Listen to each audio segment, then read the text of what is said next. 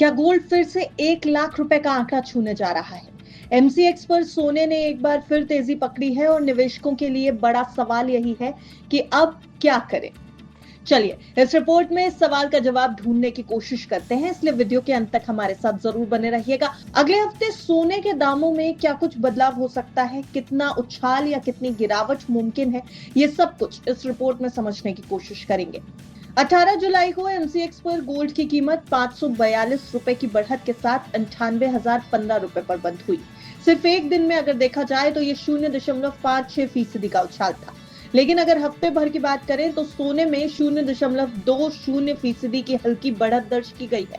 वहीं चांदी के ऊपर अगर नजर डालेंगे तो इसकी कीमत हो गई है 1,12,935 रुपए।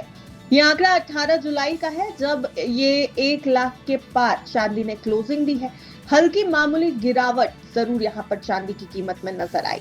इंटरनेशनल मार्केट में भी सोने ने मजबूती दिखाई है। स्पॉट गोल्ड $3,352 तक पहुंच गया है और यूएस गोल्ड फ्यूचर्स $3,358 पर बंद हुए हैं। अगर इन आंकड़ों को आप देखेंगे तो कमजोर डॉलर और बढ़ती ग्लोबल अनसर्टेनिटीज ने सोने की चमक को बढ़ाया है। अब रिलायंस सिक्योरिटीज की तरफ से एक अनुमान जाहिर किया गया है। रिलायंस सिक्योरिटीज का कहना है कि यूएस में रिटेल सेल्स और नौकरी के आंकड़े मजबूत हैं, जिससे फेड अभी रेट कट में जल्दबाजी नहीं करेगा।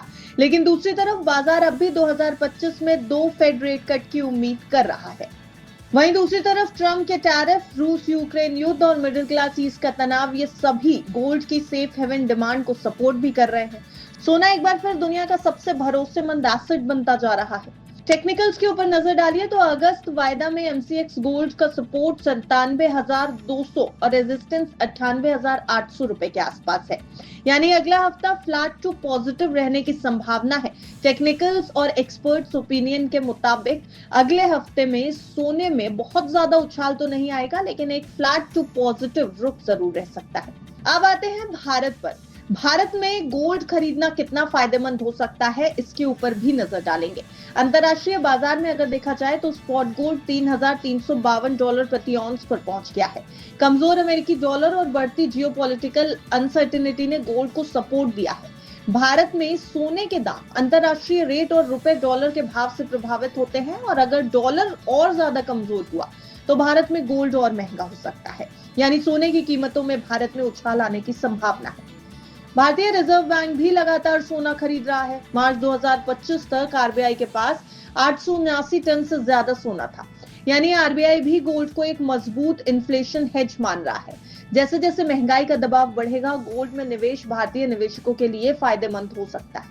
वहीं दूसरी तरफ भारत में सोने पर 12.5% की इंपोर्ट ड्यूटी और 3% जीएसटी लगता है। त्योहारी सीजन जैसे कि रक्षाबंधन, गणेश चतुर्थी और दिवाली भी नजदीक है। अभी से अगर देखना शुरू करें तो बस ये त्योहारी सीजन की शुरुआत भर है, जिससे डोमेस्टिक डिमांड में बढ़त आ सकती है और इस बढ़ोतरी से दाम और भी ज्यादा चढ़ सकते हैं। वैसे अगर एक्सपर्ट ओपिनियन मानेंगे तो आप अगर लॉन्ग टर्म इन्वेस्टर हैं तो करेक्शंस पर गोल्ड खरीदना एक समझदारी हो सकती है, लेकिन शॉर्ट टर्म में सोने में अभी उतार चढ़ाव जारी रहेगा। आपका क्या प्लान है कि आप 98,000 की ये जो अभी कीमत है उस पर गोल्ड की खरीदारी करने वाले हैं, या अभी इंतजार करेंगे आगे आने वाली कीमतों में उतार चढ़ाव का? कमेंट सेक्शन में अपनी राय हमें जरूर बताइएगा।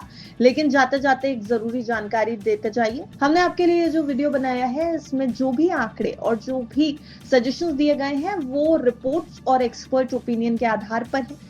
बस तक की आपको सलाह है कि अगर आपको किसी भी एसेट क्लास में निवेश करना है या कहीं भी अपनी गाढ़ी कमाई और जमा पूंजी लगानी है तो अपने निवेश सलाहकार की राय एक बार जरूर ले लें। ब्यूरो रिपोर्ट, बस तक।